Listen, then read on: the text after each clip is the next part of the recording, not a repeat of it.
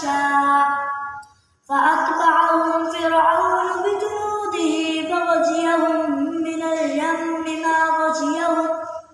وأضل فرعون قومه وما هدى يا بني إسرائيل قد أنجيناكم من عدوكم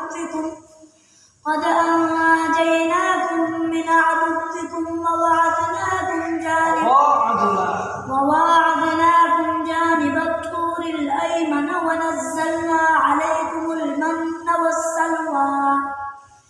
كلوا من طيبات ما رزقناكم ولا تطغوا فيه فيحل عليكم غضبي ومن يحلل عليه غضبي فقد هوى